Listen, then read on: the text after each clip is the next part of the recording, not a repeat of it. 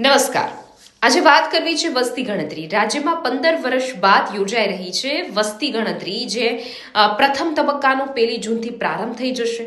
1 જૂનથી 30 જૂન દરમિયાન તમામ ઘરોની ગણતરી જે છે તે કરાશે.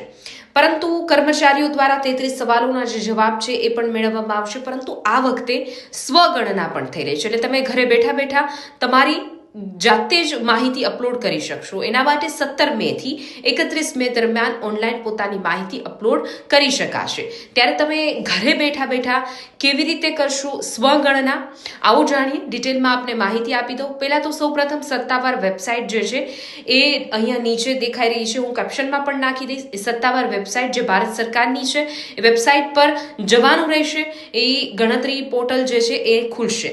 એ પછી તેમાં લોગિન કરવાનું રહેશે. એટલે લોગિન કરવા માટે તમારા રાજ્યનું નામ પસંદ કરવાનું રહેશે. એટલે કે આપણે ગુજરાત રાજ્યનું નામ પસંદ કરવાનું. અને આ જે આખું પોર્ટલ છે એમાં ઓડિયો ઓપ્શન પણ આપવામાં આવ્યો છે.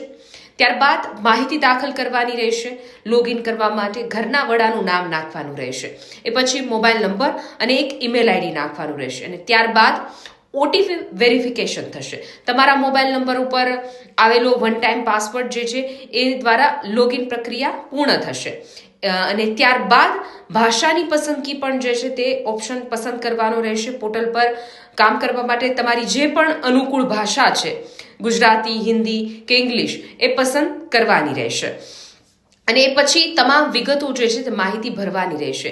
જેમાં ડિજિટલ નકશા પર તમારા જે ઘરનો જે નકશો છે, સ્થાનિક ચિહ્ન શું છે, એ બધી વિગતો છે, પરિવારના સભ્યનું નામ, રહેણાંકની સ્થિતિ વગેરે વિગતો જે છે. એટલે કે ટોટલ 33 સવાલો જે છે તે પૂછવામાં આવશે. 33 સવાલોના જવાબ તમારે ત્યાં આપવાના રહેશે. વિગતો બધી ભરવાની રહેશે, જે ઓનલાઈન ત્યારબાદ સબમિટ કરવાનું રહેશે. અને સ્વગણના પ્રક્રિયા પૂર્ણ થયા બાદ તમને એક રેફરન્સ નંબર અથવા તો સ્લીપ મળશે. તેનો સ્ક્રીનશોટ લઈ લેવો અથવા તો ડાઉનલોડ કરી લેવું. પણ જ્યારે ત્યારે તમારા ઘરે ગણતરી કરનાર કર્મચારીઓ જે છે તે આવે ત્યારે તમને એ જે છે ને એ સ્લીપ બતાવવાની રહેશે.